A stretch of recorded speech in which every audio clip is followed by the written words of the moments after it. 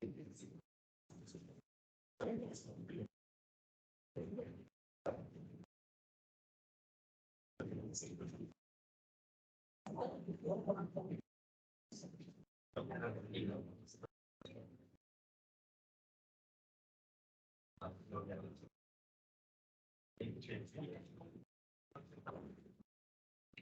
天这样子，人生的道路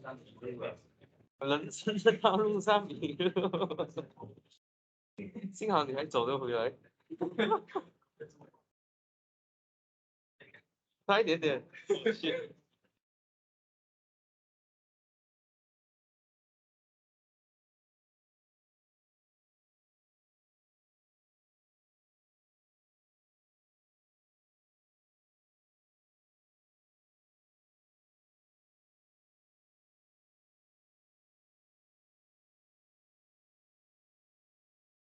认紧，认紧，我们手下也迷路了。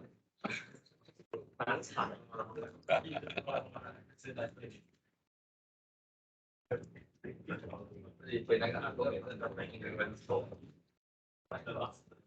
没有看到阿公很 relax 一下，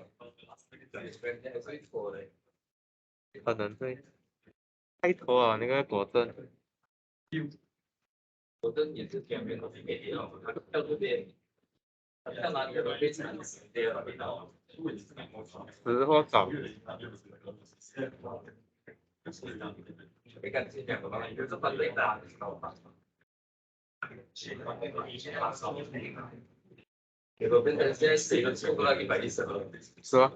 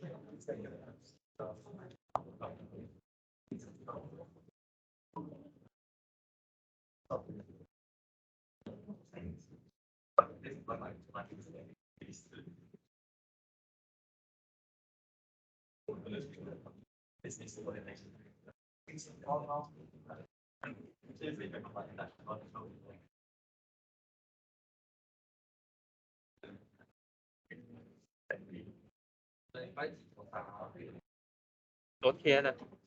哎，昨天什么？哦，前天，前天。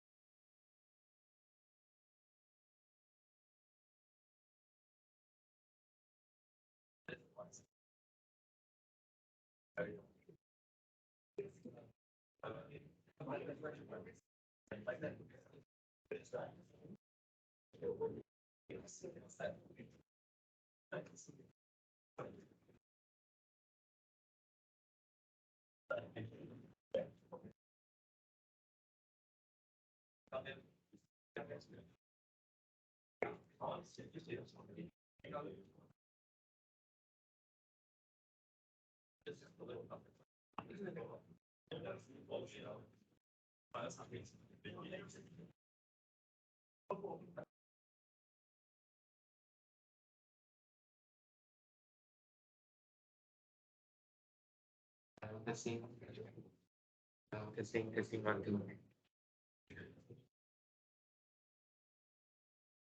Okay, good morning, everyone.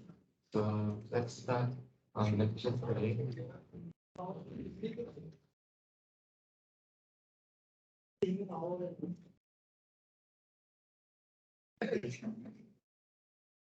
Okay. Somebody asked about the previous two tutorial question, 6.3.4. The question asks you to list the permutations or combinations, but I just counted So you should go and list it. Make sure you get 60 of the commutation and then 10 of the commutation. Yeah.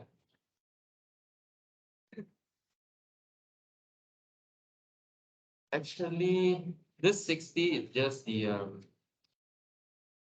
because there are 10 of them, 10 combination, and then each one of them contains 6 combination. So if you can convince yourself the 6 combination, then should be fine. If you want to list all the 60, also fine. And this relation here, checking this relation is anti-symmetric. So I think I wrote equal instead of not equal. So it's not equal because even though BA is in the relation, but A is not equal to B. So it is not anti-symmetric. Okay, where you take 2 and minus 2. Then, okay, I just have a typo here. Any question from you guys? Any question from you guys? That you think that is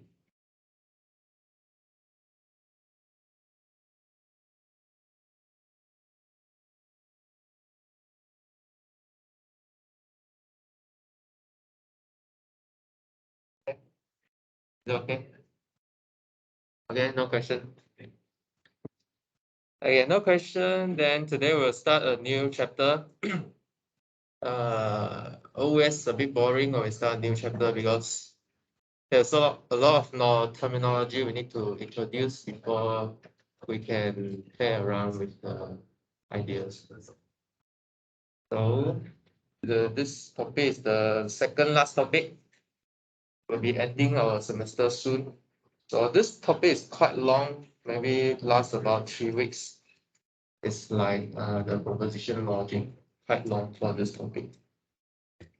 So we'll enter the topic of graph and trees. This is the chapter 10 and 11 in your textbook. So the graph we are looking at now is not the function graph. Okay, it's not this kind of graph. You can think of the stars in the sky. Okay.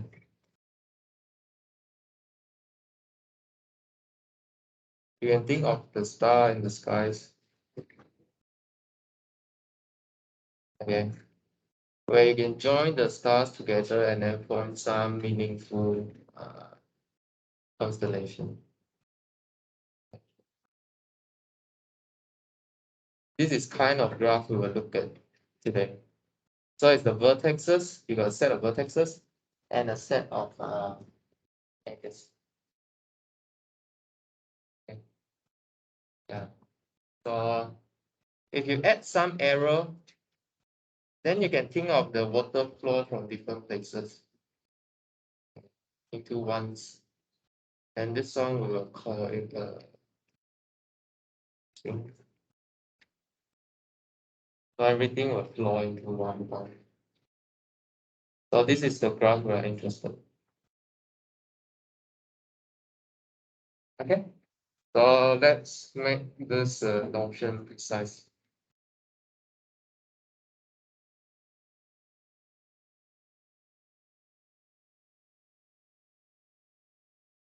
So what's a graph?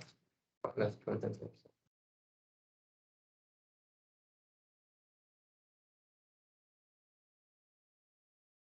So a graph, okay, G, consists of 2 data. And you need to tell me 2 data. One, you need to tell me the set of vertexes. And second, you need to tell me the set of edges. So at the start, we only consider one set. Now we can consider 2 sets together. Okay. One is vertexes, one is edges. So each edge can either has one of vertexes associated with it.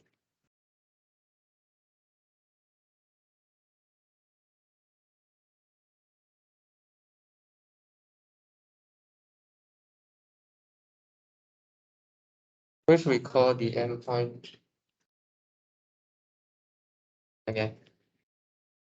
And then we will say that the edge, I think we could use the set arrow, set notation. The edge connects the endpoint U and B. Okay, U and B in B. So for example, we have two vertices, okay, U and B, and then we have one edge joining them, and then we have this edge UB. Okay. I also said that each edge can has one vertex, right? So how could the edge be?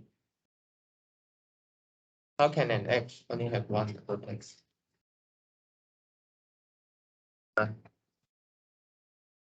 Any idea? How can an edge only have one vertex associated? Any idea? No? No? Hmm? 1 point. 1 point, yeah. How can edge connect 1 point only? How can an edge connect 1 point? What's that? Circle. Again, yeah. So we can do a loop. Okay. So that's gonna be B. Okay. So can either has 1 point or 2 points. There's nothing more an edge. So remark. So if either the set of the vertex is infinity or the set of edge is infinity, then we will say that the G is an infinite graph.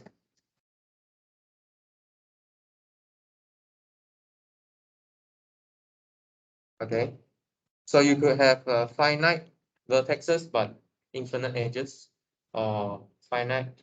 If infinite edges, yeah, can have finite edges as well. So both of them are also infinity. But if both of them are finite, then we call it a finite graph. In this class, I think we only deal with finite graph. Okay. We only deal with finite graph. Okay. So let's make the definition of the loop. So an edge that connects a vertex to itself is called a loop. Okay.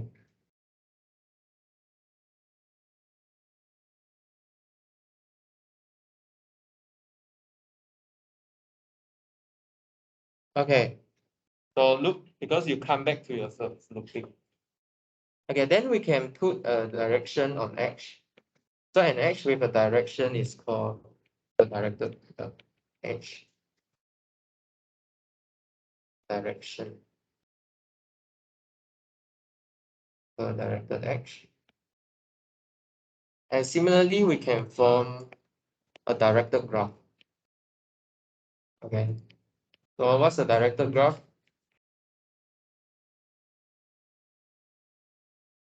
So a directed graph is also consists of two data. One, a set of vertexes.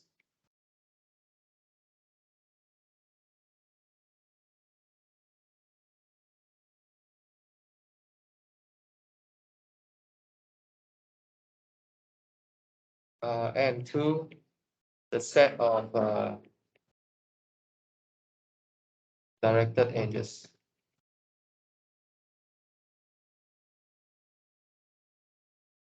So in this case, we will draw the edge as ordered pairs.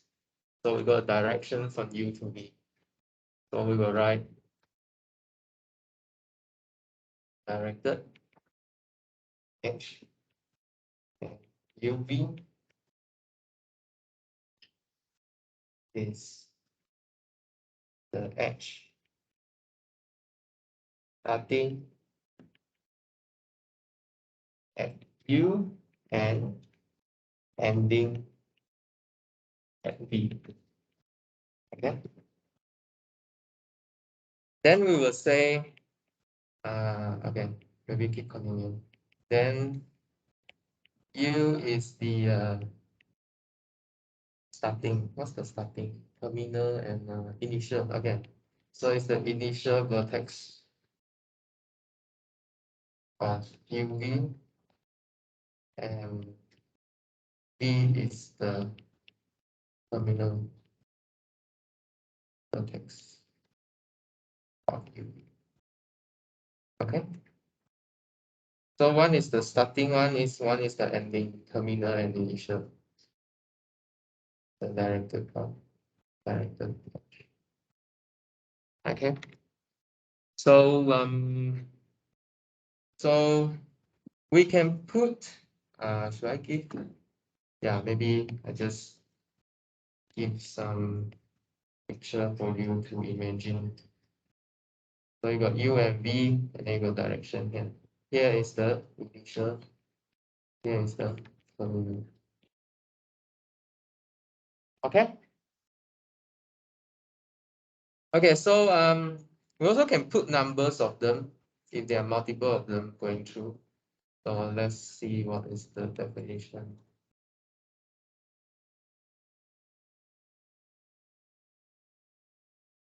Hello，要不要上来这里教书？Okay.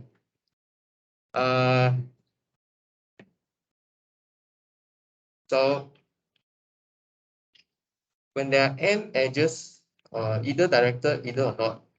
Okay.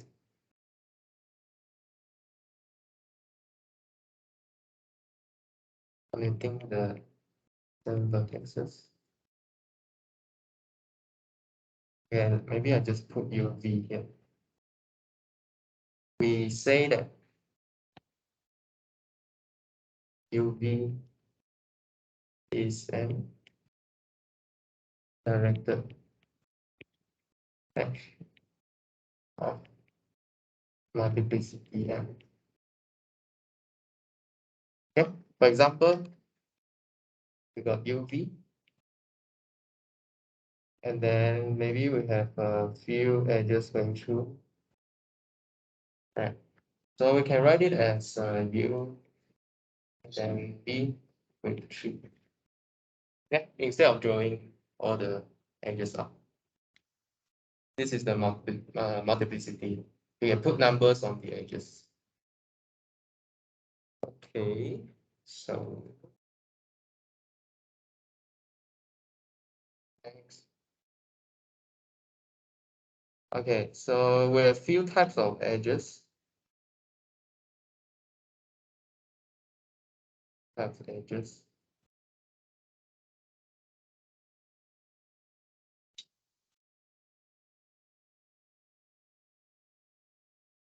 One is simple graph, and then one is multi-graph. One is pseudo-graph, and simple directed graph.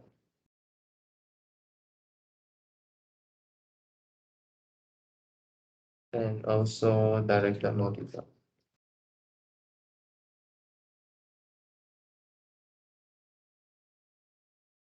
Okay, so what's the difference between them? So they are either directed or undirected edges, or contain multi edges, or contain loops. So if it is simple, so the edge are undirected, there's no direction. Okay, there are no multiple edge, and there are no loops. Okay, so for example, you could have something like this.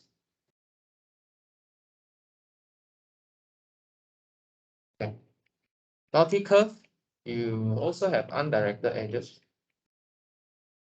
but you could allow multiple edge, okay, but no loops. So for example, you could have something like this. I'm not sure how many of you learn chemistry before. This is like a double bond, right? Okay. Pseudograph is also undirected. Undirected multi-edge, yes, we also allows loops. Okay, so some example will be like maybe this. Okay, you can have loop. Okay, simple directed. So it's simple but directed. So it's directed edges. Okay, no multiple edges, no loops. Okay, so for example, we can put direction on this guy.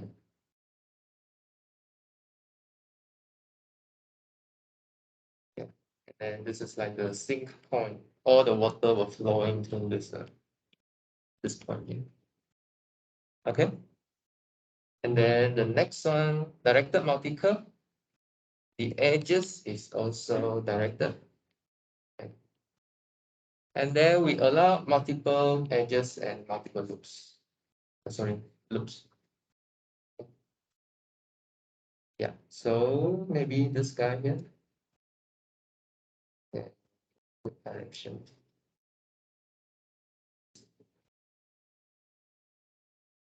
Okay, good direction, good direction.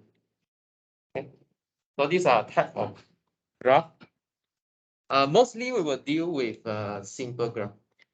Okay, mostly we will deal with simple graph. So what kind of graph? You can form a acquaintanceship graph, like a friendship graph. So if they are friends, you can link them together. If they are friends, you can link them together. Okay. Last time there's one UKM professor. She used her student to do the COVID-19 relation in his student and publish one paper to see how the COVID-19, which guy is the most influential. Yeah.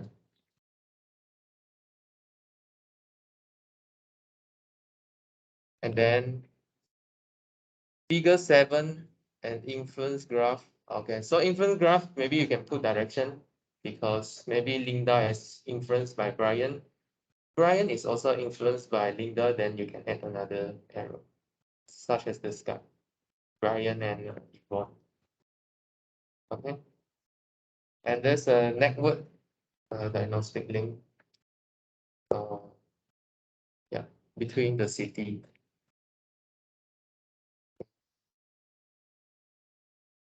Okay, so next. Okay, next.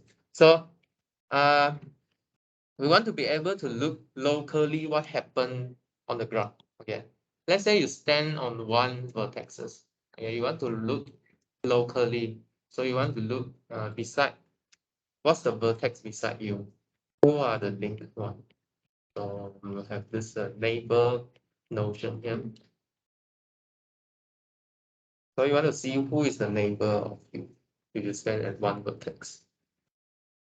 So if a two undirected graph G are co-adjacent, okay, adjacent or neighbor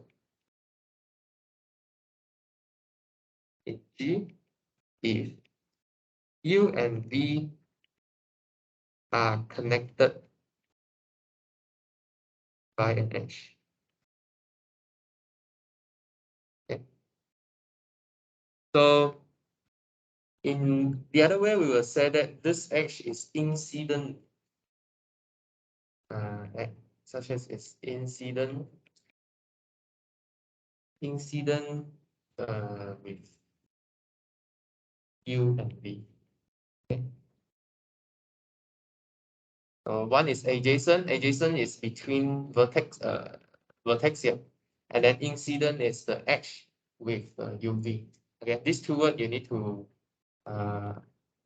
understand now or memorize, because later we will do something with adjacent and incidents. Okay, so adjacent is between vertex, and then incident is edge with vertex. Okay, these two words. One is vertex, one is edge.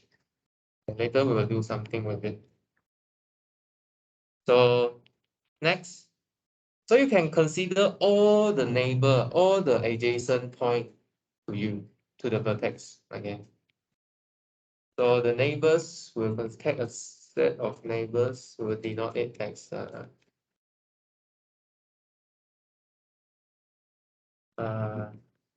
denoted by n, capital NV, and small v.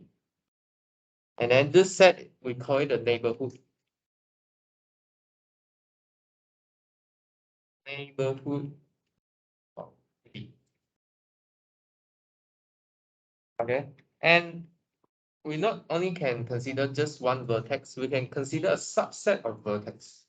Okay. The subset V denoted by NA. Yeah.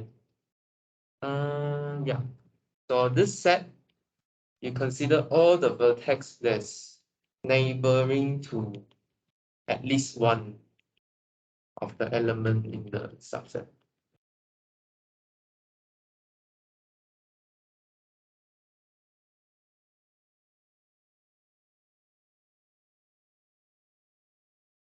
So in other words, you are taking the union of the neighbors of vertex inside your subset. Okay. Let's look at some example. Looks at this acquaintanceship example.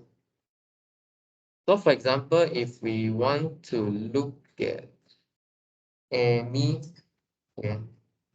So who is the neighbor of Amy? Who are the neighbor of Amy? Paula, Todd, Steve, Liz. Okay. So these are the vertex that's connected to Amy. Okay. So these are the neighbors of Amy. So let's say if we want to find the what? Find the neighbors of Leela and Amy. Okay. What's the Leela and Amy? Neighborhood of Leela and Amy. Okay. Who do you have? Huh? Paula. Paula again. Liz again. Then Todd. Yeah, Todd, because Amy got Todd. Steve. Yeah, Amy got Steve. And then who? Jen. Then Joel. Yeah. Any more? I think that's it. Okay. So yeah. Okay. Yeah, this is right. Okay. So so from here we can define another notion. So what's the notion here? So function, the degree of vertex in an undirected graph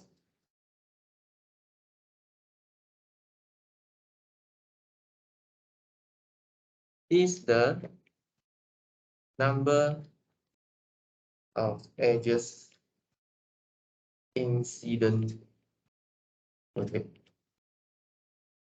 Okay, so when you count the neighborhood, actually you are counting the edges, right? But there's one special edges, the loop, right? So the loop, we will define the degree to be 2. Okay. So for the loops, we will define it to be 2 because it come up and come in again. So it touches the vertex twice.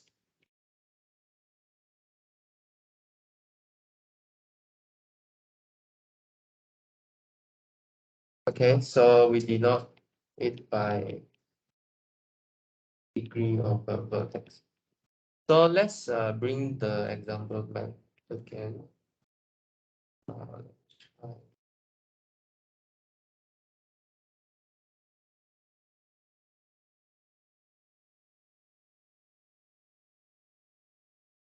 Um, so you can so can I use this one or okay, maybe I don't use this one too big. Let's use a smaller example here. Okay, so let's look at the what's the degree? Let's look at G again. G. So what's the degree of F? Okay, so the degree of a vertex is the number of edges incident with it. Okay, so who are connected to F? So how many edges connected to F? 1, 2, 3, 4. Okay, so the degree of F is 4. Okay, how about the neighborhood of F? What's the neighborhood of F? A, B, C. Okay. So in this case, the cardinality of the neighborhood is equal to the degree of F. Okay, so there's some relation between the neighborhood and the degree of F. So how about H? So let's look at the degree of B. So what's the degree of B? How many edges are connected to B? 6. So 1, 2, 3, 4. This one 5, 6. So this one is 6. How about the neighborhood? What is the neighborhood of B? What's the neighborhood of B? A, C, D, E. Any more? Except okay, B. Okay. But what's the cardinality of neighborhood of B?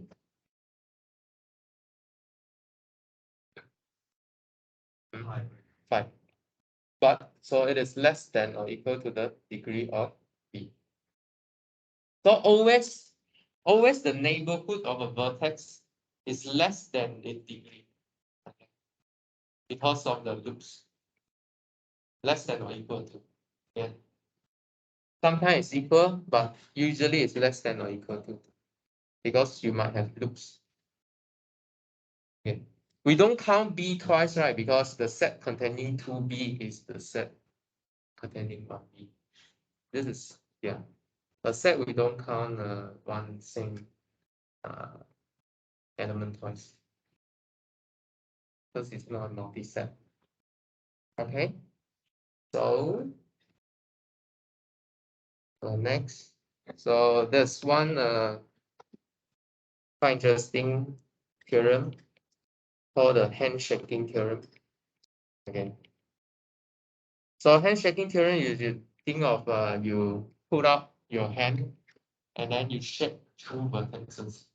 So you are shaking one vertex on one side and then the other hand shaking the other vertex. So what's this theorem doing? So it is counting the degree of edges. Okay.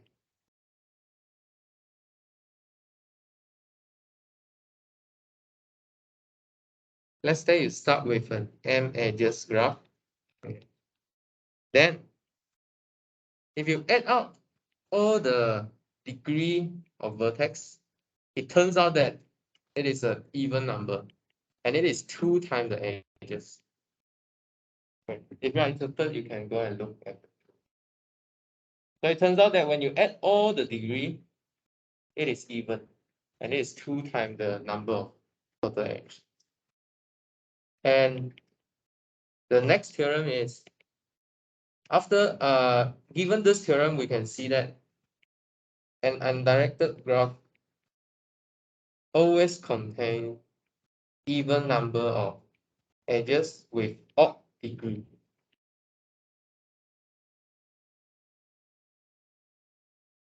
Okay. Can you picture this? Or do you understand, or do you want to believe it? Any example? Okay, good. Yeah. So any theorem must start with an example. So for example, okay, let's simply take H. How many odd degree vertexes here? Who are the odd degree? C, right? Because degree 1. How about B? B is 6, just now we counted already. D, 1, 2, 3, 4, 5. Okay, so this is odd. How about E? 1, 2, 3, 4. 1, 2, 3, 4, 5, 6. So this one is even. 1, 2, 3, 4. Even. So how many odd degree vertex? 2. So it's even. Okay, if you don't believe, let's try another one. Yeah. Which one have odd degree? So D, C, 1, 2, 3, 4. E, 1, 2, 3. Again. F, 1, 2, 3, 4. B, 1, 2, 3, 4. A, 1, 2. So how many odd degree you have? 2. Yeah. But this proof is not very super tricky. You can go and look at the textbook. Okay. So it uses this handshaking theorem. But this handshaking theorem also not too tricky. If you want, you can look at the textbook. If not, you can ask me present here if you're interested. But it's not important for the rest of the for now. Okay. Okay. So we talk about adjacent, we talk about initial, we talk about terminal. Okay, so one more degree we can talk about. So if your graph is directed, okay, in a directed graph,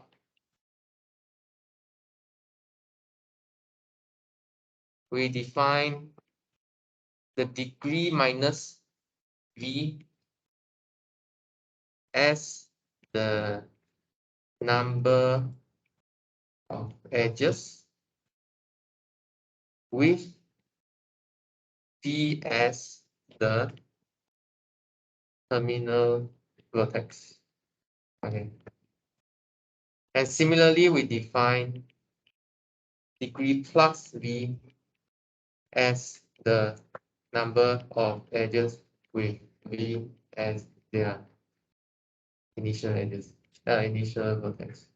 Okay.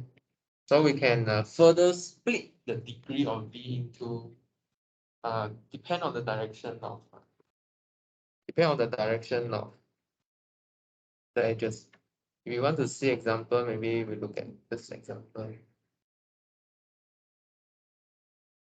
By the way, if I draw like this, right, it's not a graph unless I add vertex here. Okay. So you cannot have something hanging around like this. Pendulum is not a graph. So you need to add vertexes. Okay. So let's say what's the degree plus V. So plus V is the initial. So how many edges start with V? There are 2 of them, right? Okay. And then how many vertex, how many edges that's end with V? So that's 1. But the overall degree of V is 3.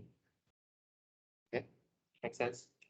Okay, so simple definition, okay? Okay, so we have few types of graph here. Okay, so one is called a complete graph. Okay, what's a complete graph? So given n point, and then you have all the edges. You have edges between all two pairs of points. This is the complete graph. So you complete all the possible joining of edges. Okay, so you can see that these graphs are quite symmetry. So you can reflect in the middle or horizontal, and then you also can rotate them, and they are the same. They are still the same. Okay, there's a lot of symmetry inside here. The other one is cycle.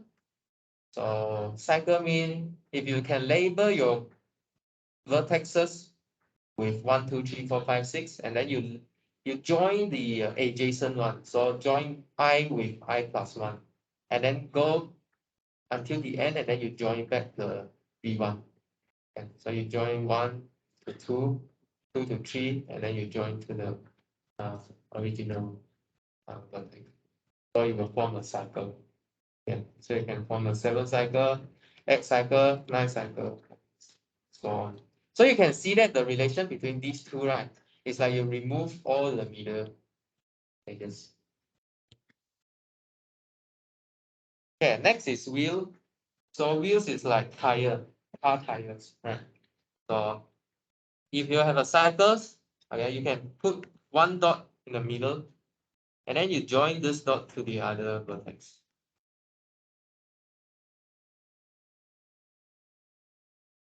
Okay, so this is wheel.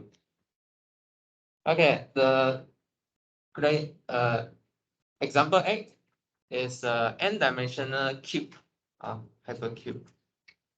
So 2-dimensional 0, 1. Sorry, this is 1-dimensional. 2-dimensional is a square. Yeah, 3-dimensional is a cube. Okay. So how do you form this 2-dimensional cube? You could take the 1-dimensional cube, and then you repeat the 1-dimensional cube. Okay, you label as 0 and 1 as well. But now you put the first one, you label the first one as 0, 0, add the 0 in front. And the second one, you put 1, 1 in front. Okay. And then you join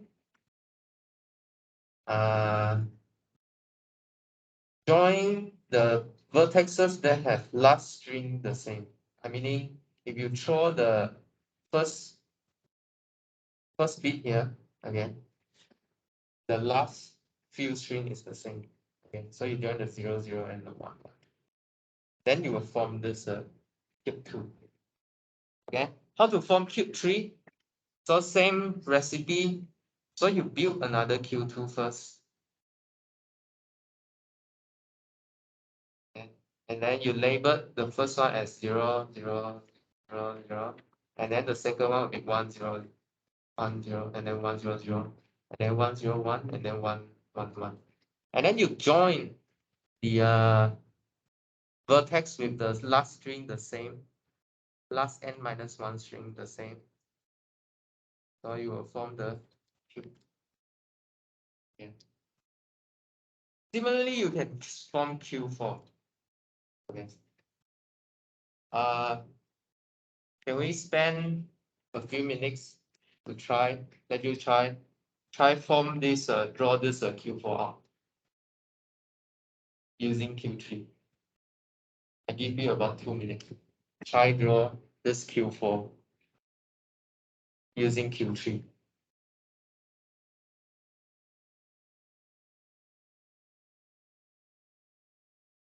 And try draw this Q4 using Q3.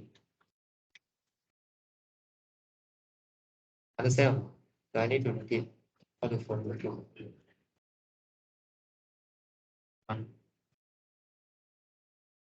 Understand how to form cube or not? Can you try to form Q4? Try to draw a cube for four-dimensional cube.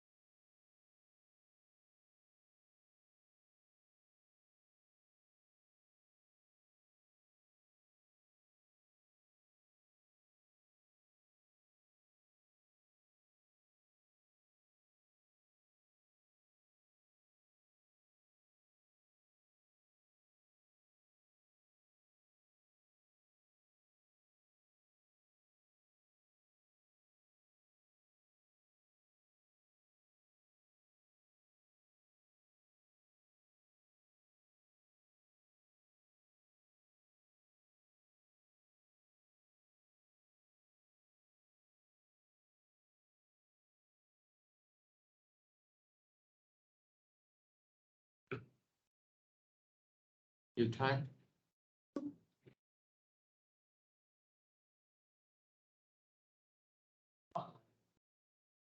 Try and do on my head. On my head. It will be draw on my head. You try draw. I try draw again on my head.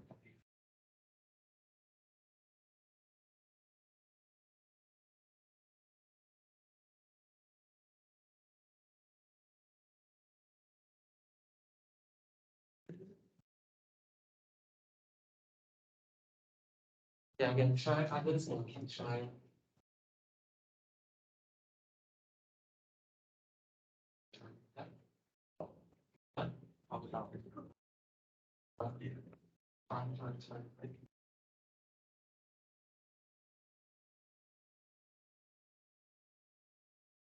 Yeah, four-dimensional cube. Oh.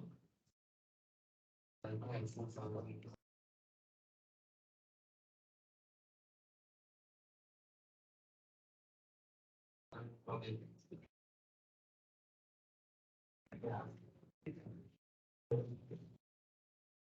Yeah, so this is the four-dimensional cube. Okay. So you could like what's your name? Okay. Yeah, So just now we say that we have this we use the O label, right? 110 and then 111 and then 101 and 000 010 and 011 and 001. So we also have 110 1011 and then 001. But you put an extra one on the other outside. Okay. And this one 1100. And then you put the 0 on the inside cube. Okay. So this is the four-dimensional cube. Four-dimensional cube in three dimensions. Okay. Four-dimensional cube in three dimensions. I think if you can go to watch the YouTube. There's an animation that this cube can the cube inside can come out and then the cube outside go in. You can see the animation. You can go on YouTube and see. Okay. Any question? If not, then we take a break and then we'll come back for the next section. We resume at 10:58. Sorry, 9:58.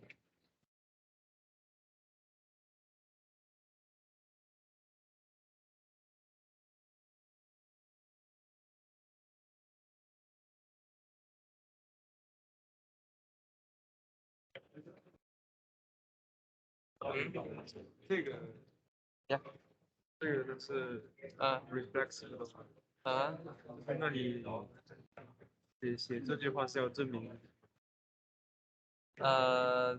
你要 reflexive 是说 A 和 A 有一个 common 啊，然后你这边写他说可以有一个不一样的 parent，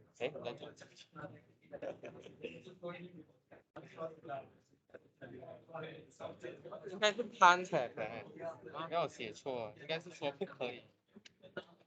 不能 grandparent 指的在不是本来就可以 have different grandparent。说，我不知道英文那个怎么说啊，就是对，我知道你是，但是你可以有不一样的，哎，你可以，哎，所以是说 OK，就是你这句话呀，就 have different grandparent。对对对，怎么会有不一样的？比如说你外公和爷爷。OK，对，但是问题是，你有不一样的，不能够证明你有一样，不能够推翻你有一样的。啊，我也我应该是写错字，我应该是要写 can，对不对？你不可以 ，you can't have。哦，不知道，我忘记我那时候写这句话的原因是什么。但我就是有点啊，就是你写个这句话，然后又说它是 reflexive，但是这句话不能够证明不能够证明它不是 reflexive。啊，对，这是你前面写的。我写什么？我写什么？就是你前面就写的就是这种东西。 OK，也OK。那比如说证明这句话你要怎么写？来证明这个。这一句哈，这句话就说，证明这个 reflexive。这句话就说什么呀？就说你的，就 A 和 A have a common grandparent。have a common bird。我不知道这句话我是要写反的还是要写真的，我记有点色调，我忘记了，但是这个答案应该是对的。就是 yes。因为 A 和 A 就是有一个 common 的 grandparent。它只要是一个 you and yourself，基本上所有都是 reflexive。比如说所有的，就是所有的一关系个 relation，就是怎么说呢？关系不一定哦。就是比如说像这种字表达出来这什么？些都是应该，比如这个就不是哦，你不能高过你。哦，这个证明就是说 you and yourself have a common。看它个 common，就是 have a。但是他这句话也是对的呀，是不是对，这句话也是对的，但是这句话不会影响到自己。你有不一样的，你也有一样的。哦，忘记我是要反的写还是要正的写，忘记了。但是都有意义，算了，就这样被说。啊？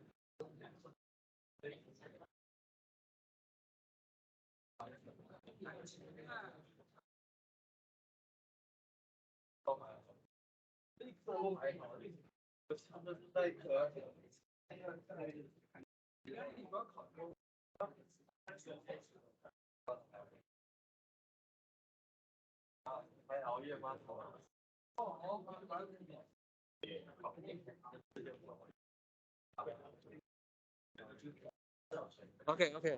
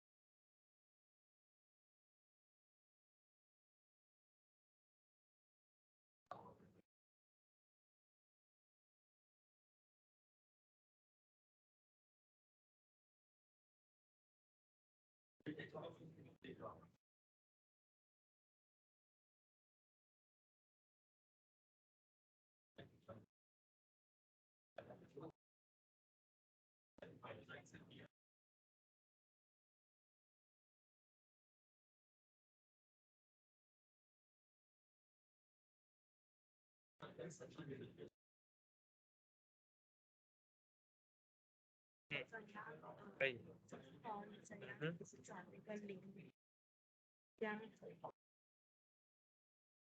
哦，就是你说从这个去这里嘛，就你先画同一个 square 先，对不对？And then 你也是 label 一样的东西，但是第一个的时候你会放一个零在前面，第二个的时候你放一个一在前面。OK，and then 你就 join 那个它剩下的那个 string 除了这个零一之外是一样的起来，比如说就一零一跟一。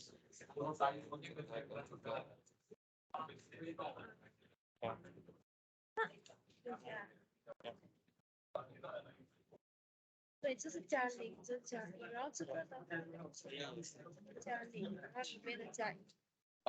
看你哪一个，你放在里面还是放在外面？但是就是老师是里面放零，外面放一。呀，都可以，你要放里面外面都可以。OK，对，是越做越远。因为我一直做有点迟到。OK OK。Hello。Okay. Let's continue. Okay, continue. So next, last week we learned about partition, right? Okay. So we also want some partition notion here. So we call a graph bipartite.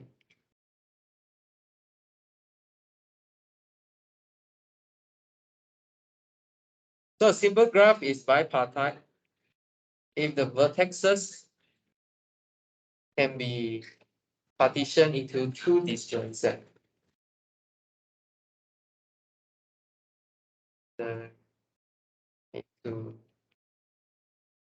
two disjoint set V1 and V2. Okay.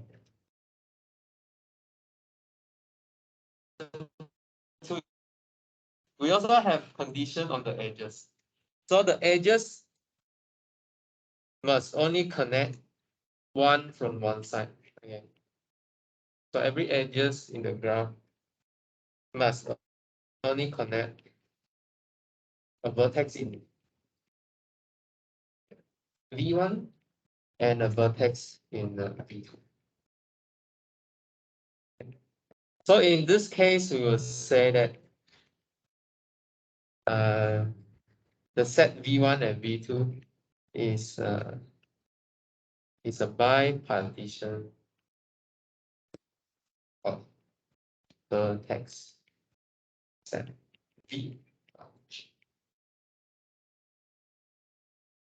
Okay, so let's take an example. So let's look at this simple UV. Actually, this one is called an A2 graph. So this A2 graph here, it is bipartition, bipartite. Okay, why? Because I can split the vertex into two groups, V1 and V2. Okay, such that the edge connects one in V1 and one in V2. Okay, so this is bipartite. So, for example, let's look at this one here, K3. Okay, K3. Look at K3.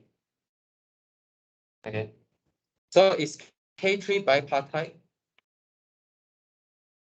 Okay, let's try and split them into two groups. Okay, V1 and V2.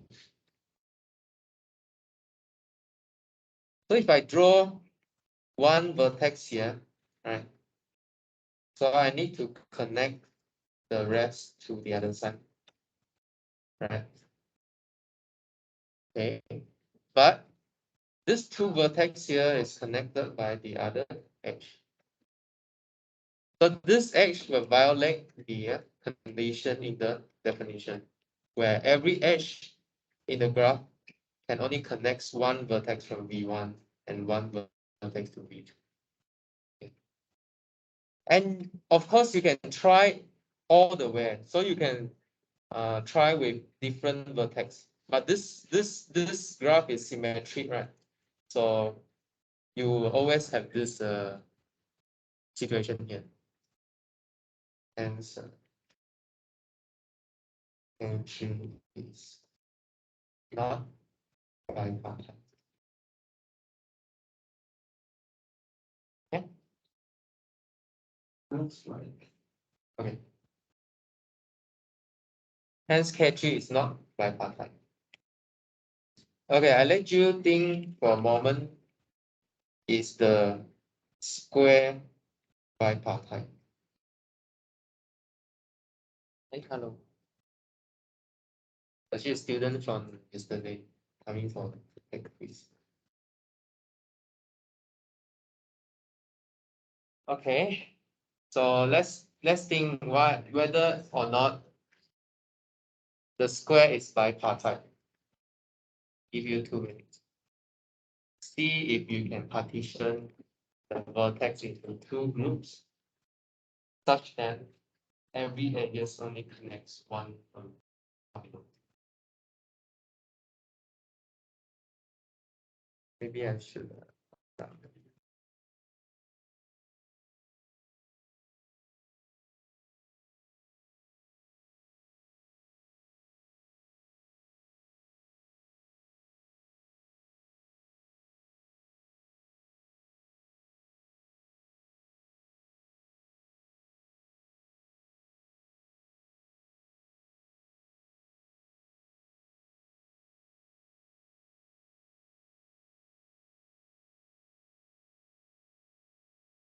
So is the square bipartite?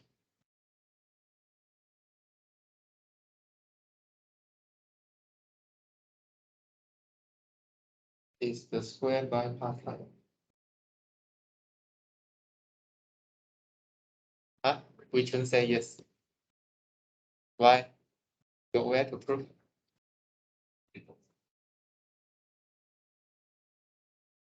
Up. And then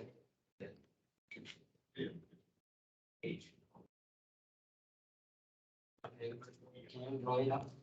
Can you draw? Huh? Concept not so clear. Try draw it up. Try draw it up.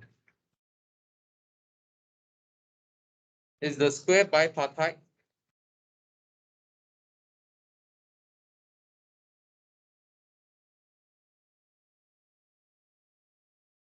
Anyone have draw something up to prove this is a bipartite graph? Anyone have tried?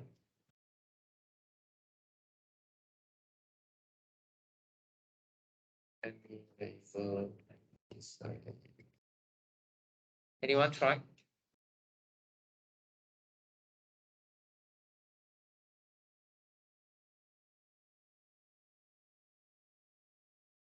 Or anyone have a guess what partition you have? So how you partition this vertexes? So which vertex is on one side and then which vertex is on the other side? Got a guess? Let me try.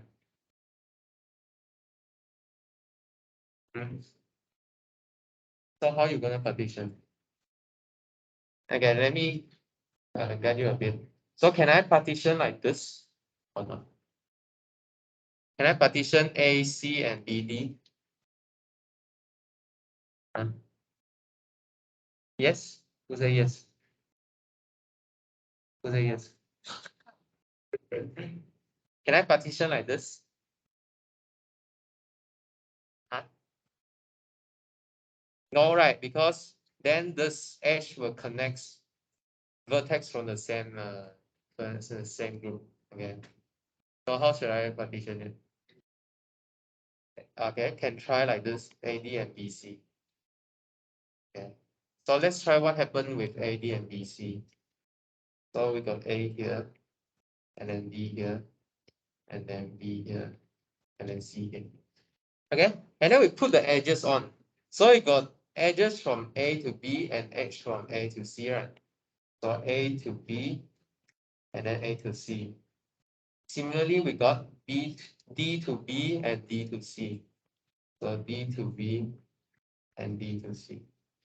And then you see that every edges connect one vertex from the other group.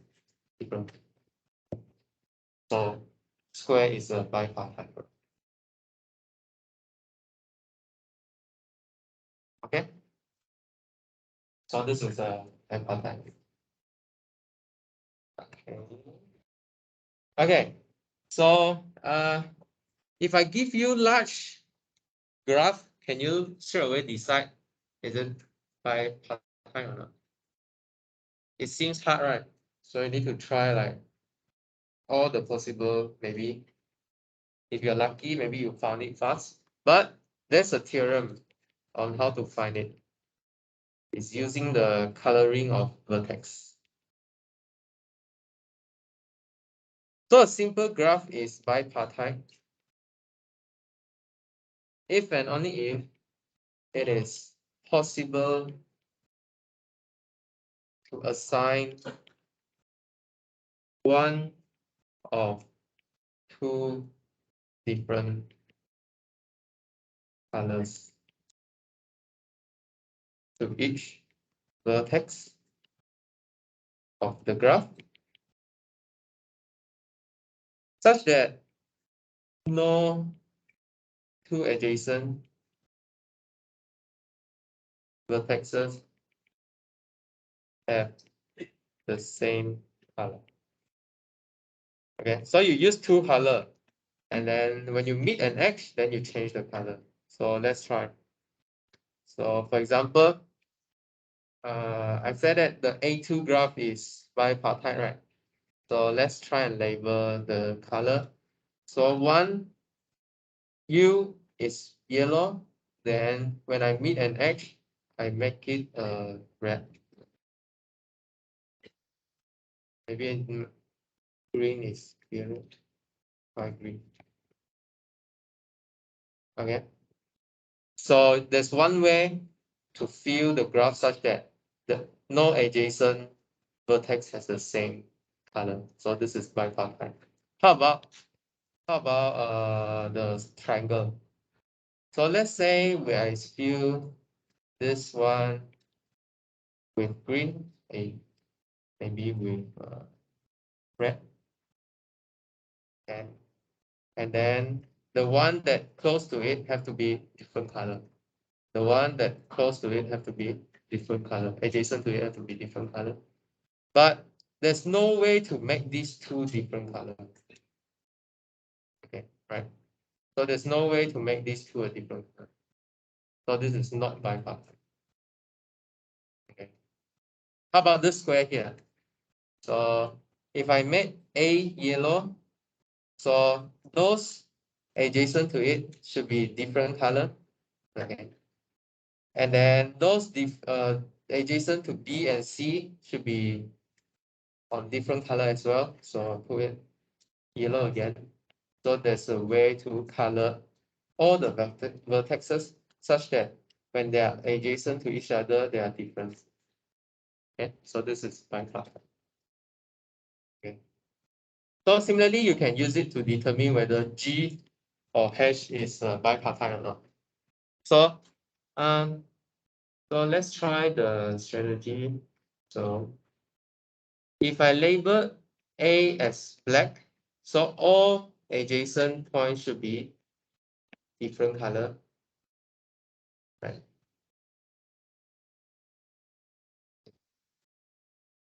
And then next we check B. We check C, sorry. C. So all adjacent to C has to be in different color. So B will be labeled black, and then D will be labeled black. And then all the thing adjacent to B should be different color. So the different. Okay. And then we can check, already check A, B, C. We can check D as well. So D adjacent to D has different color. Adjacent from E will have different color. And adjacent from F will have different color. And adjacent to G will have different color. Okay. So G is bipartite. And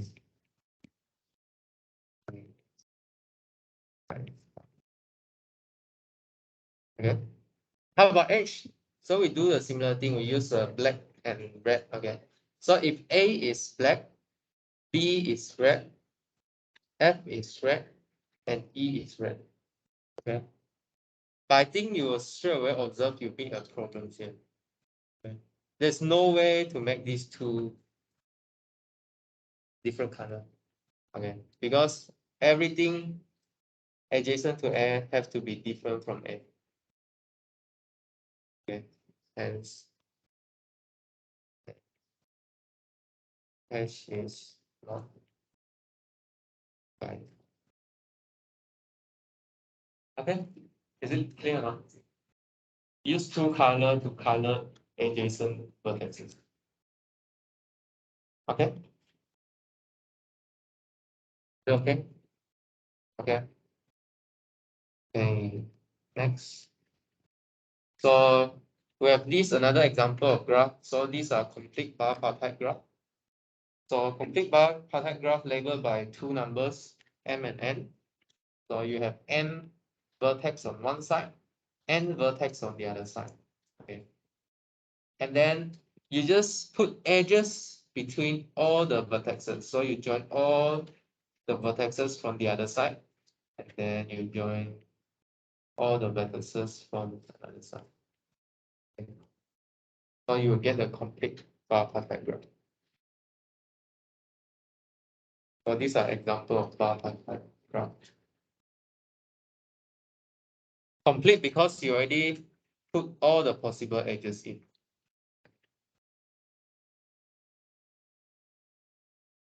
Okay, so next will be similar to the structure we do for a theory before. So we want to take what's the subset, what's the union. Okay, we can take subset of set, we can take subset of we can take union of set, similar to graph, because graph is described as the two set. Okay, so we can have similar operation. So we can define a subgraph of a graph. Okay, so you can try imagine how to take a subgraph of a graph. So first you will take a subset of your vertex set. Okay, and second you will take a subset of your edges. Okay. So should I? Yeah. Okay. Maybe let's go see example first. So let's start with this graph here. Okay. This is it complete graph? Yeah, complete graph. And then claim that this is a subgraph of K5.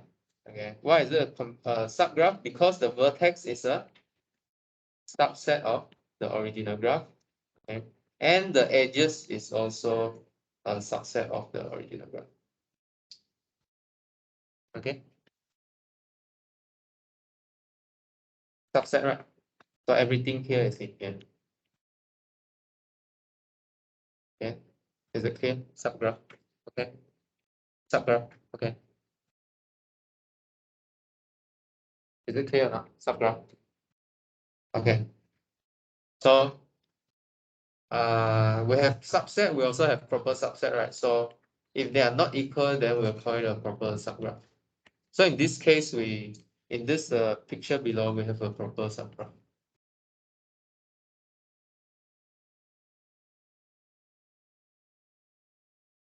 Remember the proper subset. And H is not equal to G. Okay.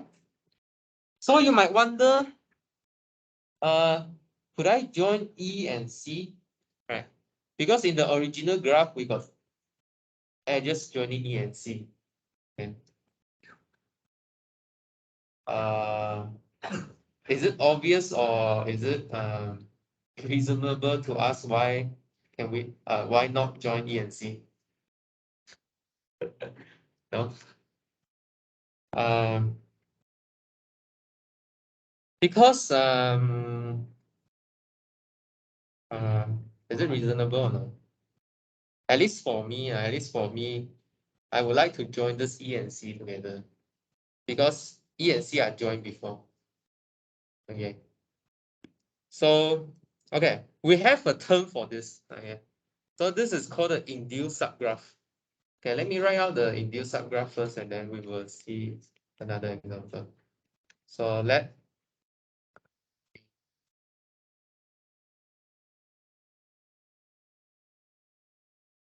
me pull out the definition first, and then we will see one more example. So suppose we got a graph, okay. Then the induced subgraph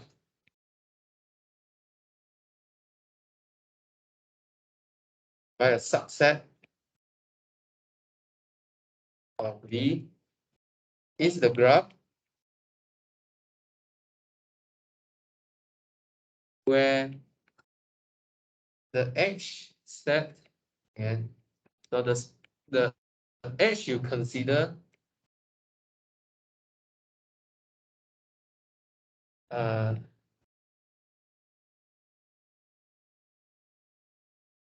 you are considering all the edges in the original set of edges such that both endpoints are in the subset.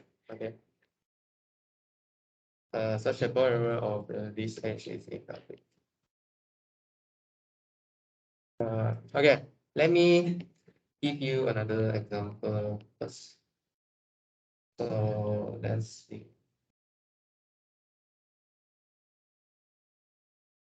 Okay. Let me see. Okay. So I'll put this U V W. Okay. So if I just consider U and V,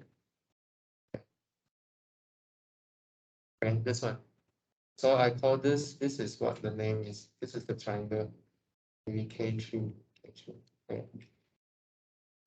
So if I just look at the vertex U and V, okay, this is a subgraph of K3, right? But it is not an induced subgraph of K3. Okay. What would be the induced subgraph of K3? So you need to take the edges that join the induced subgraph.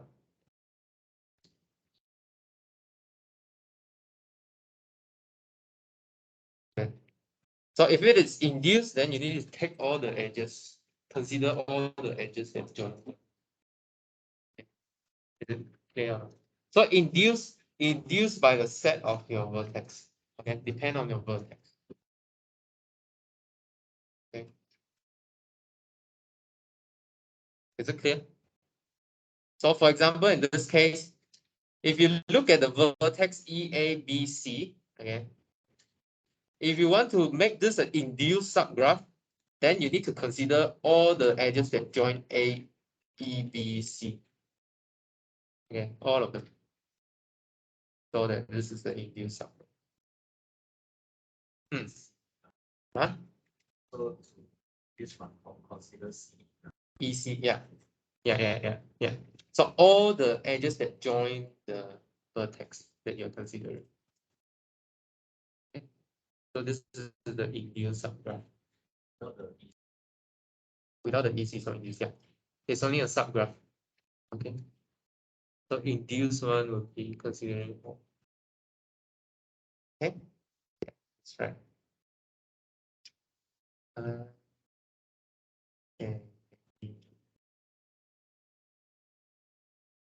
Okay, next we will introduce the union of graph. Okay, how to take union of graph. Try and think how to take the union of graph. So the union of two simple graph. Okay. And two simple graph would be to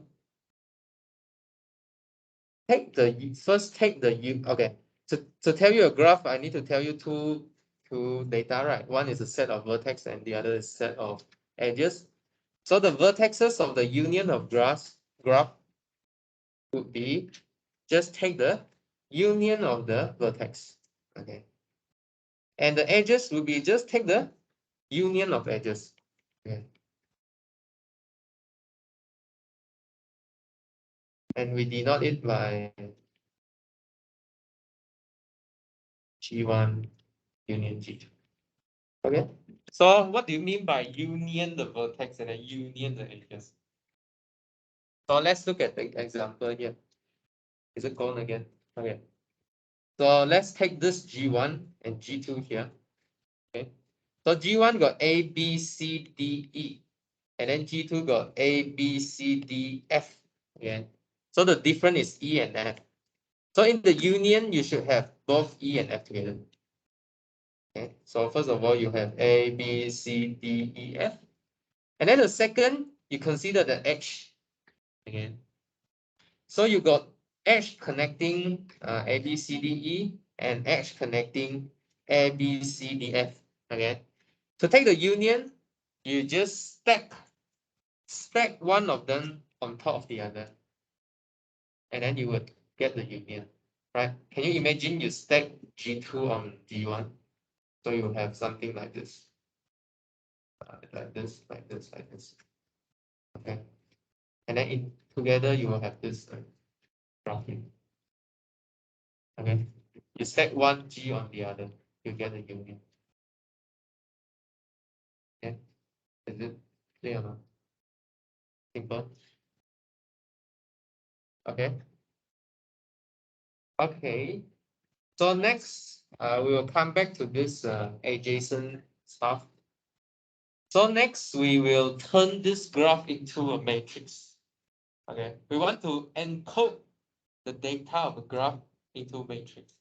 and use number to encode this data, this graph. So suppose you got a graph again. Suppose the simple graph.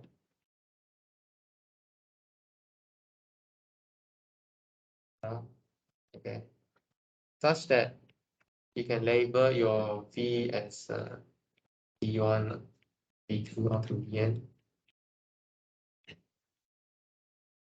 The adjacency matrix. Adjacency matrix.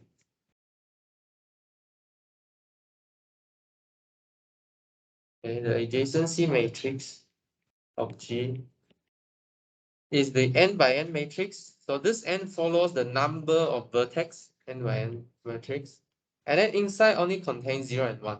It's like the Boolean matrix. So you only have 0 and 1. Okay, with should I put like this formally? With Aij equals to 1 if Vi and Vj are connected. Okay, and 0 otherwise. Okay, so let's look at an example. Okay, so for example, the A2 quiver, quiver or graph. So how many vertex here? So maybe we write it as a V1 and V2, 2. Okay.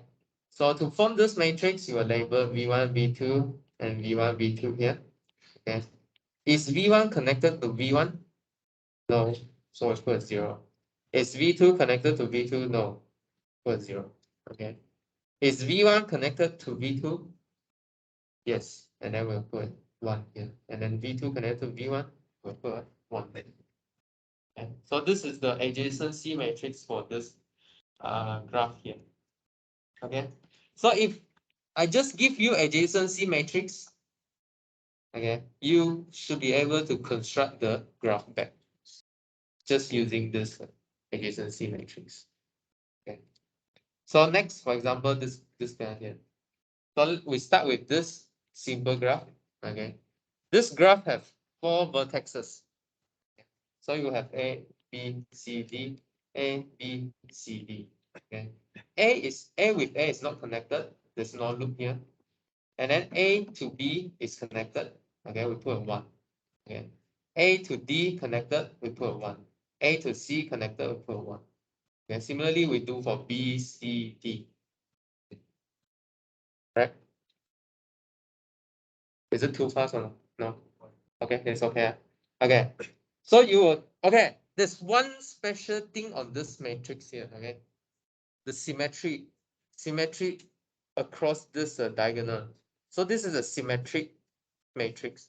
AT equals to T. So if you transpose it, you get back the same matrix. It's symmetric, right? Because whenever I connected to you, you also connected to me. So you will have the same non-zero terms appearing across the diagonal. Is it clear why is it symmetric? If A is connected to B, B will be connected to A as well. Okay, that's why this matrix, this adjacency matrix is always symmetric. Meaning if you transpose it, it's equal to the original matrix. Okay. Yeah. Okay.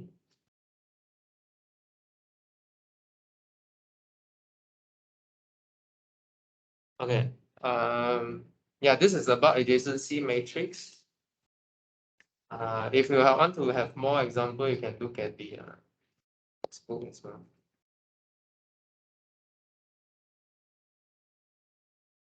Okay, adjacency matrix. And the next one. Or should I talk about this example or you're okay? Anyone want me to talk about this again? So you can see this matrix is also symmetric. Adjacency matrix always symmetric. Okay, symmetry across the diagonal. So if you transpose it, you'll get back the same matrix. Okay. Okay, next is the incidence matrix. Okay, incidence is about edge and vertex, right? Remember? So incident matrix. So let G be a graph such that you can label your V as a V1 up to Vn, and then E labeled from E1 up to Em. Okay. Then the incidence matrix is the n by n matrix such that Mij is equal to 1 when Ej is incident with Vi. If it's not, then we'll put 0. Okay. So for example, let's look at the A1 quiver again. A1 graph, A2 graph. So we'll put V1, V2 here, okay, and then we'll put E1 here. Okay. So if E1 is incident to the vertex, we will put a 1. So E1 is incident to V1 because it's connected to V1. E1 is also incident to V2 because it's connected to V2, so we put 1, 1 here. So you will get this matrix 1, 1. Okay. So for larger example, for example, this example from the textbook, so we got a V1, V2, V3, V4, and V5. Okay. And we also have E1, E2, E3, E4, and E5, and E6. Okay. So we'll put 1 if the edge is incident to the vertex. So for example, E1 connects V1 and V4. Okay, so we'll put a 1 at V1 and then put a 1 at V4. And E2, we will put a 1 at V1 and then a 1 at V5. Okay, and so on. So you can see that every column will only have at most 2 non-zero entries. Okay, because one edge can only connect 2 vertices. Okay. And then how about this loops here? Let's say we've got a loop. Okay. If we've got a loop, then E1 only connects to one vertex. So we only have 1 appearing at one spot here. Okay. So it can have at most 2, but it also can have only 1. Okay. Yeah. So incident matrix, we have the edges with the vertex. From the incident matrix, we can recover the graph as well. Okay. Okay, next. What's next? Okay, next. So you hear me sometimes saying that there's an equality on a different level, right? So today we will talk about the equality of graph. Okay. So when are two graphs are the same? Okay. Actually, we call this an isomorphism of graph. So what's an isomorphism of graph? So it's actually a bijection. So they are isomorphic if there is a bijection between the vertex, first of all,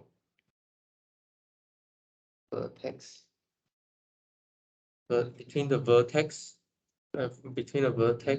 such that A and B are connected if and only if FA and FB are connected. So meaning they have to have the same type of edges, right? Make sense? So okay, so this one is for O and B. Okay, so such F we will call an isomorphism. Okay. Anything as isomorphic. Okay, so actually we already see the example just now. So we have this guy here. So we have the square, right? We have the square. We have the square. And U1, U2, U3, and U4 of the square. And then we have this bar pi type form. Maybe I draw it. Okay, maybe we draw it a different way then. In this way. This now we draw the bar pi type form.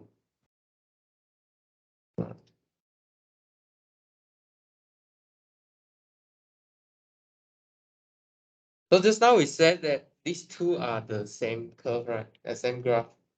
So what do we mean by that? So mathematically, we mean that there's a bijection between, there's a bijection map between these two. Okay. First, you need to map the vertex across first. Okay. So how do you map the vertex across? So you have a U1, U2, U3, and U4. Okay. How do you map this vertex across? You just send U1 to V1, U2 to V2, U3 to V3, and U4 to V4. Okay. What the things you need to verify is if U1, U2 is connected, you need to check that whether V1, V2 is connected. If U1, U3 is connected, you need to check whether V1 and V3 is connected or not. Oh, I think it's not. So we send the wrong point already, right? So I think we need to do some swap. So okay, let's see. So U1, U2 is U1, U3 is connected, okay? But V1, V3 is not connected. Okay, so this is not the function we want. So maybe we need to do some swap here. So what should we do? Maybe we change it to V3. And let's check this. So U1 and U2 is connected. Okay, this one I checked before. U1, U3 is connected. So is V1, V4 connected? Yes. If U2 and U4 is connected, is it V2 and V3 connected? Yes. So if U4 and U3 is connected, is V3 and V4 connected? Yes. Okay. So another way to see it is you take these two vertex and then flip it. Okay, imagine take this two and then flip it. Look at the picture, don't look at me. Can you see or not? Can you see? Yeah. So this is what this F is doing. Okay. You take this two and then you flip it. Right? So that U3, U4 will become V3. And then U3 will become V4. Okay. Take these two and then flip it. Okay. This is what this function is doing.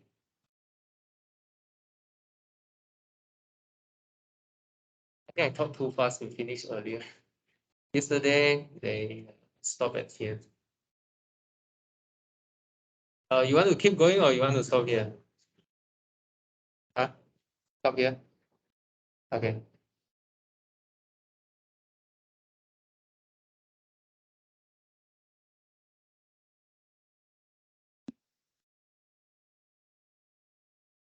Just want to warn you that maybe later the quiz will be take a bit longer time. Huh? What? What? No, I mean longer time for you to do. What? Longer time. Huh? Longer time to think. Yeah, longer time to think.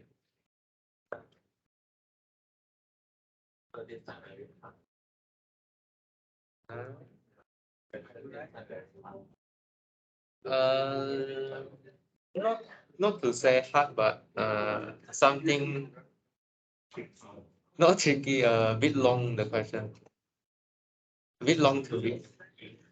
Okay, let's come back 10:50 then. Yeah, 10:50.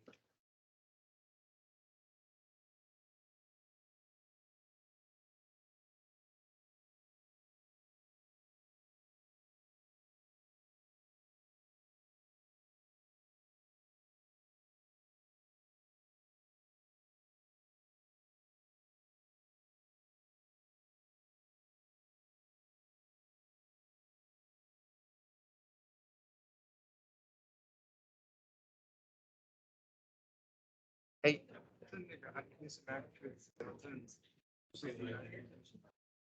不是 anti-symmetry 和 symmetry 不一样，就是真正的到了时候，另外一个也就正没有关系，没有关系。跟他们两个没有关系。可以呀，4个情况都可以有。它不 symmetry， 它 anti-symmetry； 它不 symmetry， 它 anti-symmetry； 它不 symmetry， 不 anti-symmetry， 它 symmetry 也 anti-symmetry。对。那能不能举个例子？它又是 symmetry 又是 anti-symmetry？可以啊。比如说11啊，如果你的 set 只是1，然后里面又有11在里面的话，给我想一下，对。不是，我有个同学他食物中毒了，好像是这个嘛？陈可辛的。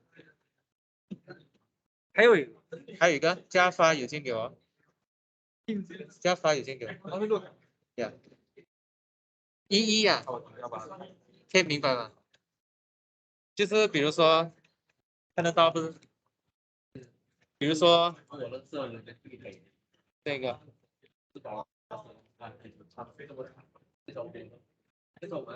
这个随便去吗 ？AA 在里面，然后你反过来又在里面。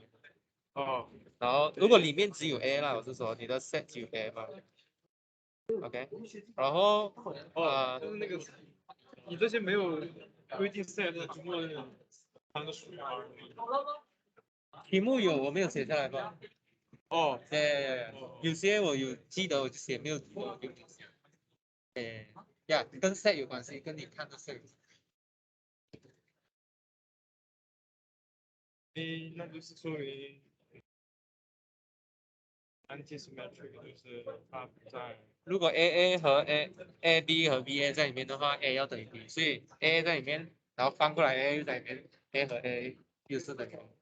哦，这是那个什么 symmetric reflexive。对。OK， 谢谢 ，Thank you。这个单词的意思，它不是两个反义词，它不是一个反义词吗 ？symmetric。这个东西很难讲，因为我们也可以讲 non-symmetric。non-symmetric 是 symmetric 的反义词啊，那个才是 ，anti-symmetric 其实是另外一个词。对，哦，这样的。对对对对对。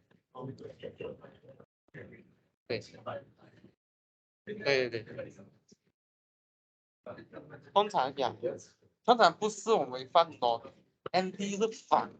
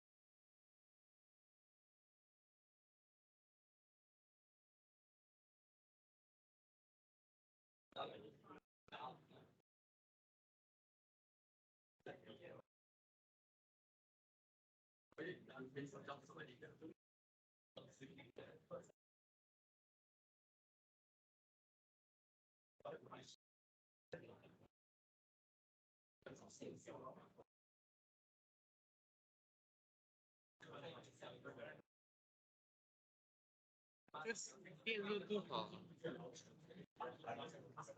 比较容易这边同动到一下都会这个一松啊都会。说不好，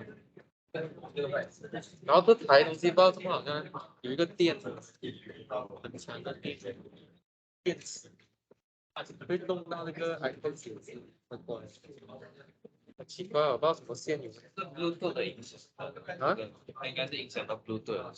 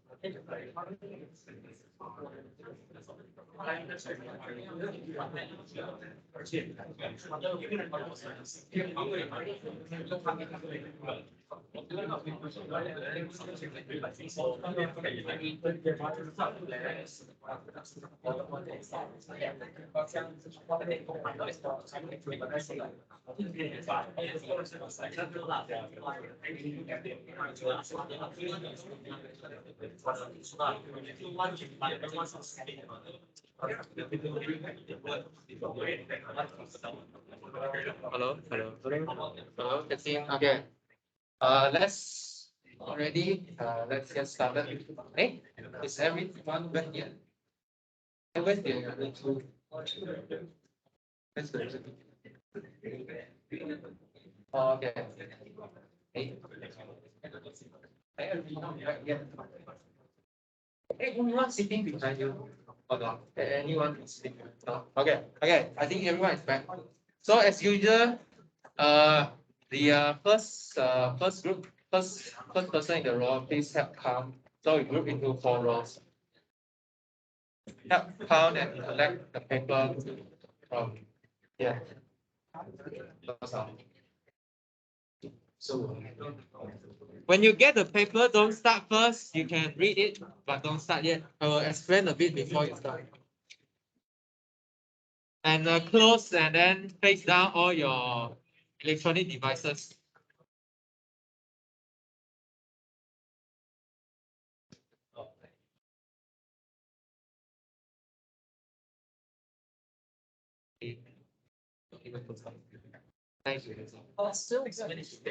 你分开交给我，去试试假样。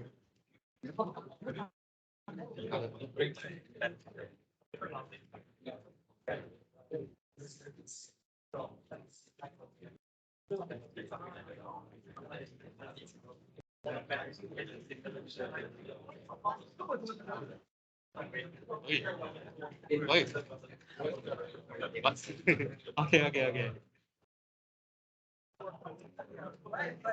I thought the room electricity also got problem. Huh? Oh yeah, 我会解释一下。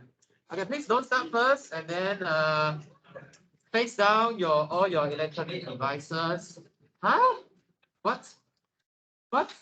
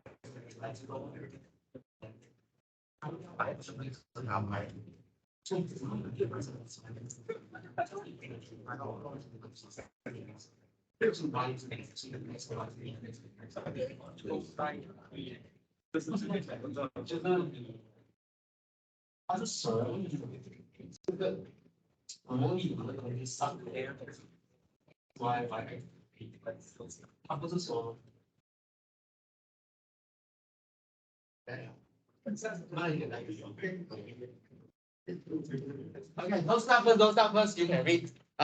Take down all your electronic devices and then close all your iPad. So I will give some briefing how to read this paper here. So the total mark is 10. I put one bonus question 1.4. You can attempt, but the total mark you will get won't exceed 10. So bonus is if you can do it, then you will have extra mark. You don't need to use calculator for this quiz.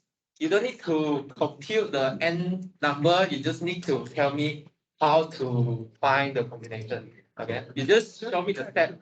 You don't need to spend time go and press calculator or use formula.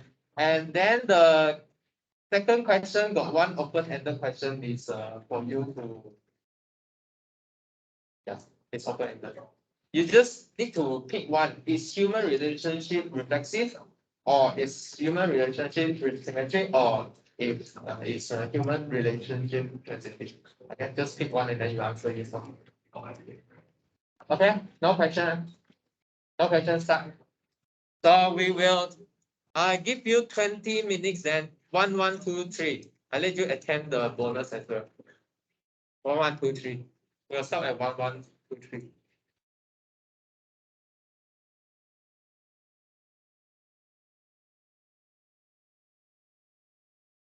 No discussion.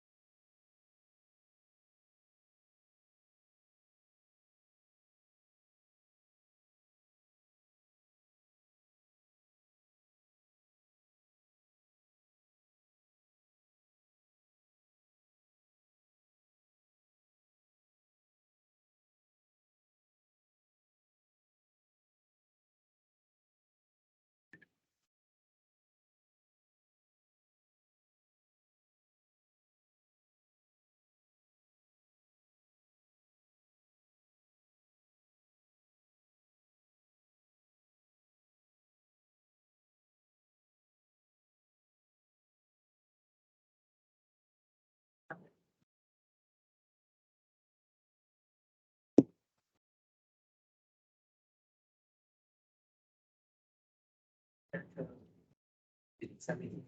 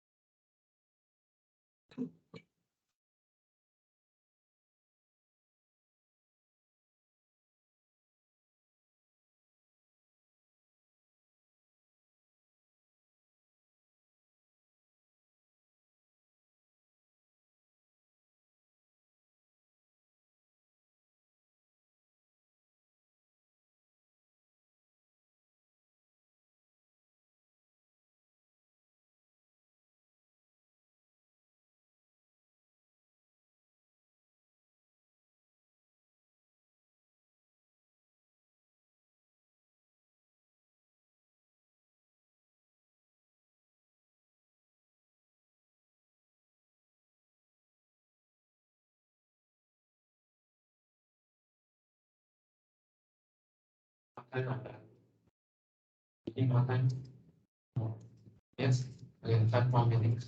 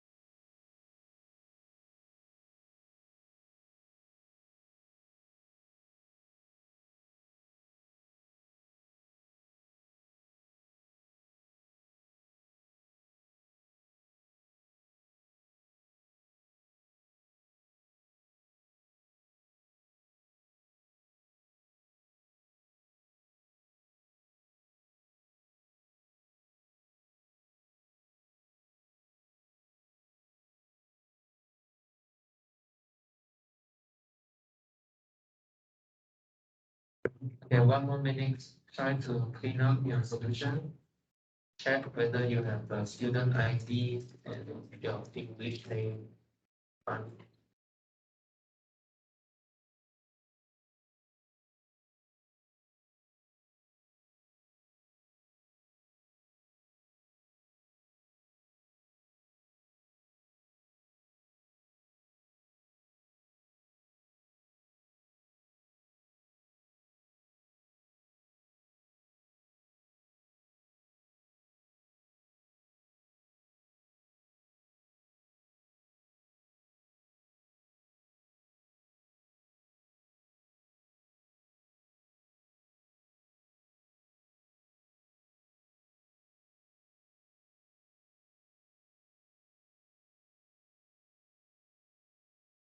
and start writing, please hand down and pass your solution sheet from the back to the front.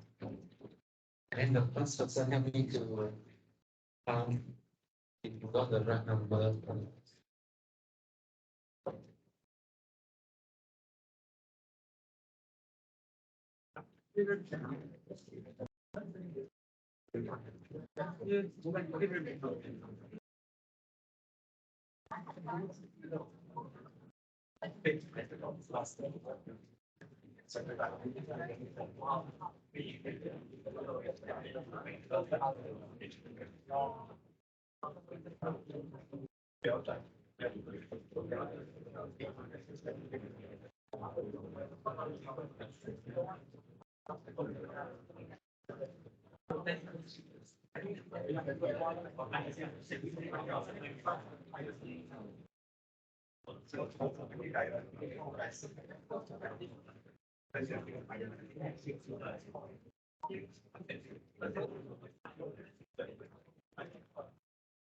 多少？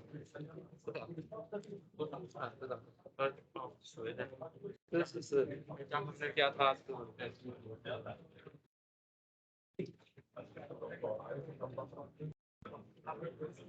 是啊。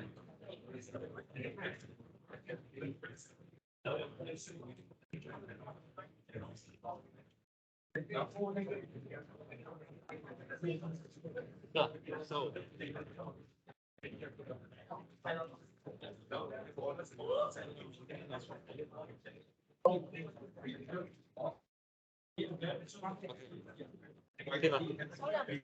收两张，去讨一下。这我给。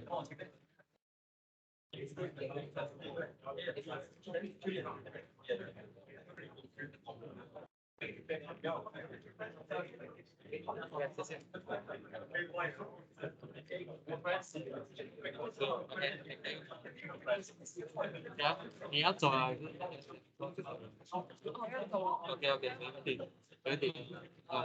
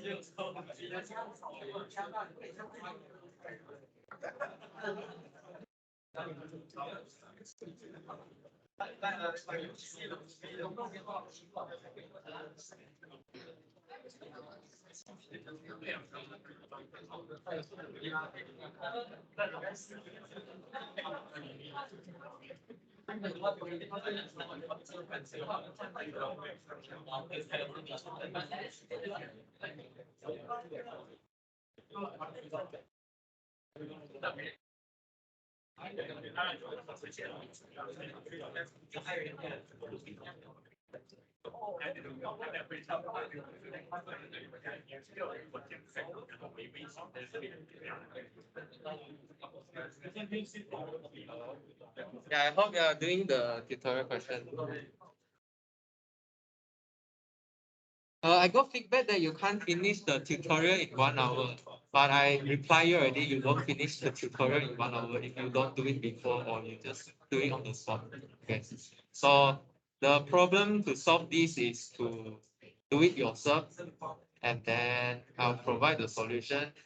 If you don't understand, you really don't know how to do, you should email me, or you should bring it up next lecture, or you should come to find me in the office hours. Okay.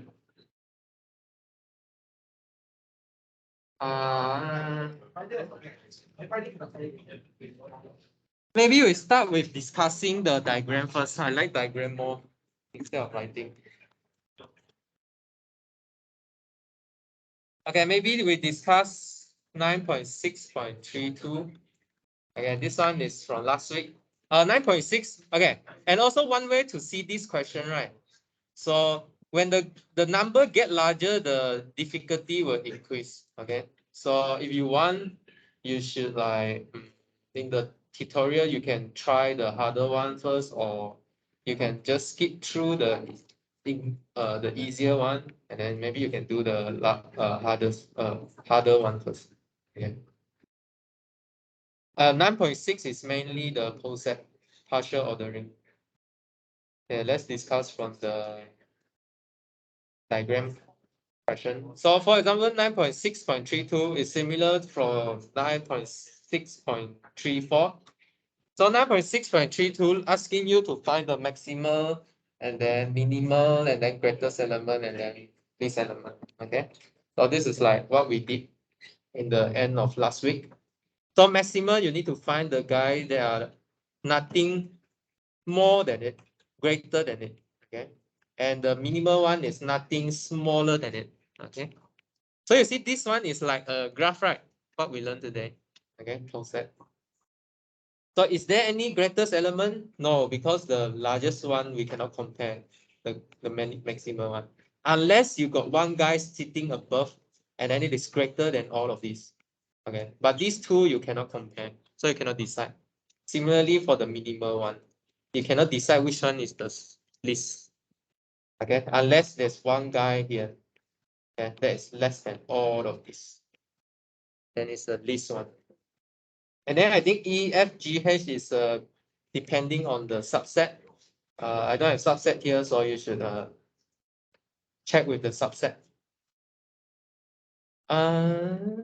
Okay, 9.6.22, draw the poset. Poset give you a set and then ask you to give relation between divisibility. Okay, once they divide, then you draw one line. Okay. So for example, 1, 2, 3, 4, 5, 6. So all the prime doesn't divide each other, and then 1 divides everything. So prime will be at the same level, and then 1 is the lowest level because 1 divide everything. And then for B, there's no line between them, okay, because they don't divide each other. Because most of the number here you can notice is prime number. Okay, except 16. 16 is a power of 2. Okay, so there's no 2 here and no power of 2 here, so nothing divides 16. So everything is just a dot vertex. And then C, okay. So you can see that all the price will lie on the same level because nothing divide price except itself and 1. D, yeah, D. So how to form this line? You can see that actually 244 is a power of 3. 3 to the power of 5. So everything here is a power of 3. So you can keep going. So everything is divided by 3, power of 3. This one, I think similar. Okay, 9.6.10. You can draw your relation as a graph. You see, it's loop, right? Today you learn the directed graph. Okay, some relation can be a directed graph. Okay. Yeah, directed graph. Maybe next time we can try the GE 15 result. Ask you to make a graph. Who got the number? Who supplied the number? Make it a graph. Okay, never mind. Okay, so want to see that this is not a pole set. So pole set, you need to check what? Check reflexive, anti-symmetric, and transitive. Okay, so it is reflexive because everything is connected to itself, and it is anti-symmetric. You can check. There's no, I think there's no ABBA line, so there's nothing to check here. So it's automatically anti-symmetric. Transitive is not transitive because C to B exists, D to B exists, but there's no C to B. Okay, not transitive. And then the rest is a similar question. You can go through and then you can check. Okay. Anything you want me to discuss in detail? If not, then we'll see you next week.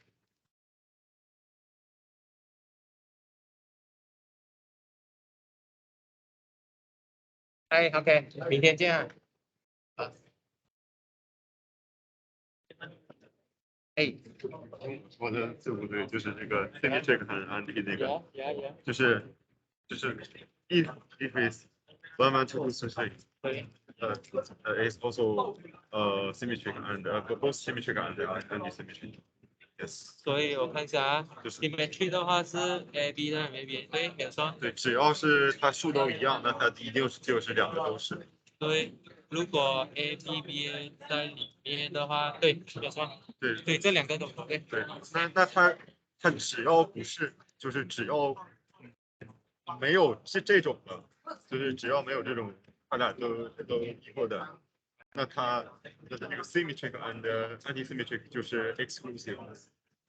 什么意思？就是只要就是我们不考虑这一种，那它只要是 symmetric， 它就一定不是 anti-symmetric。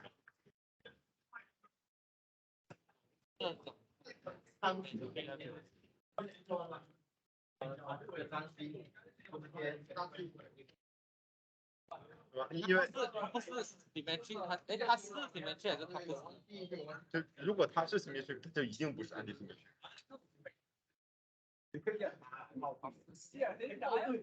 因为 symmetric 要求，如果有比如说1、2，因为你要减掉它一定要有2、1。先进重复的。是。那如果是 anti-symmetric， 它有1、2，那一定没有2、1。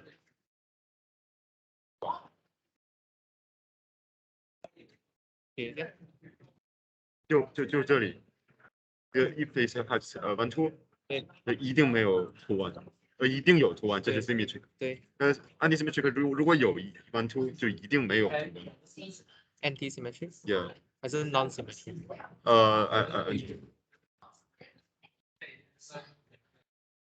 如果有，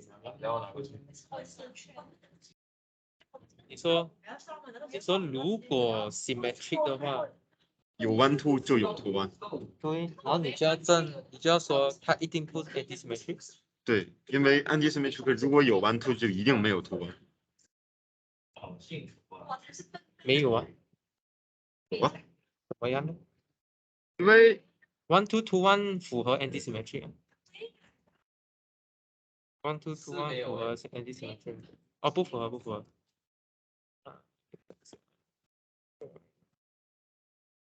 我要去。哦，如果你讲把这个都丢掉的话，对，就是可以画一个这样的图，就是这一部分是 symmetric，对这一部分是 anti-symmetric，对，这一部分就是弯弯凸凸实心。哦，你是这么说啊。对，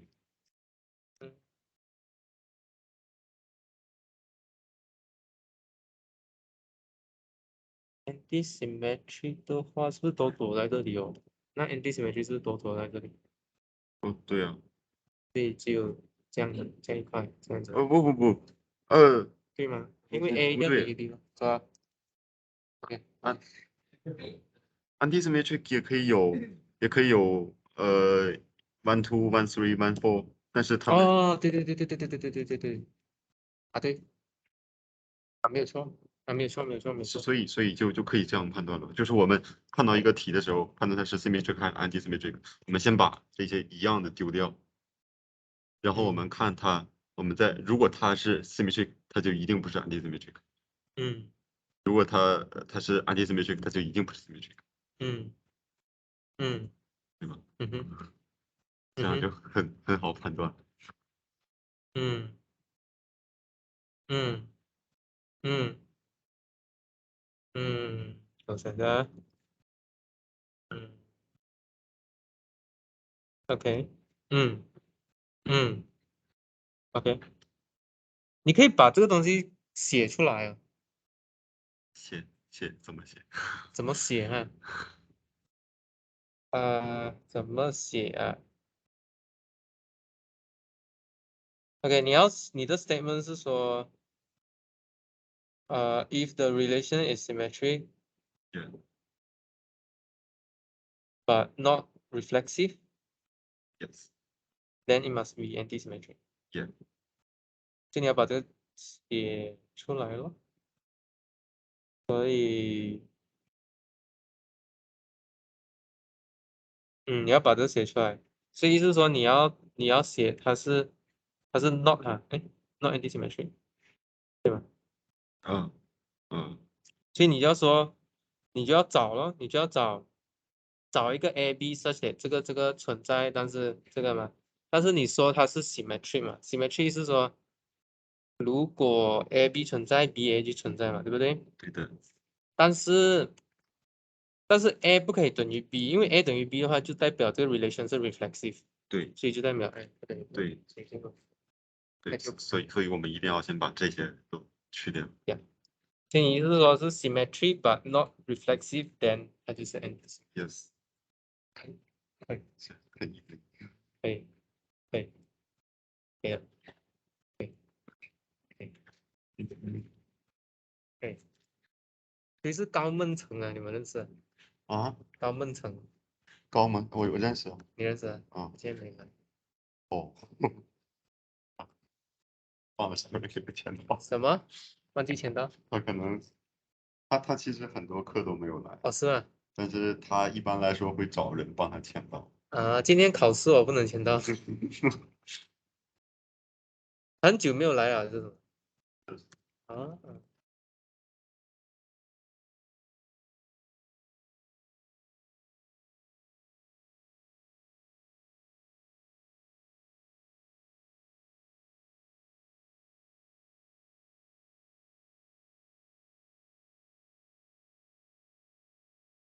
所以他真的是不舒服，还是他就是没有来？他可能没来，起不来。是夸张的小孩。但还有一个人，谁？有一个有刘洋也没刘瑶，认识。有一个可心，有一个可心，认识可心，可是我不认识。不认识陈可心。还有一个看一下是谁？有见，有一个不知道是你们的吧？可心一个，嘉颖一个，是你吗？不是，但是 OK 今天刘瑶也没来，刘瑶是男的女？男的那你看这个佳音也是，哦，蔡佳颖哦，他也没来啊。很多都是肚子疼哦。刚才来的那个也是昨天肚子疼，然后今天才来。那个别星期一、星期二吧。还有一个应该是刘星，不是这个佳，是这个佳，这是我们班还是？哦，这个不是，这个昨天的。这样咯，就这样。刘瑶啊，哦，佳发邮件给我。好，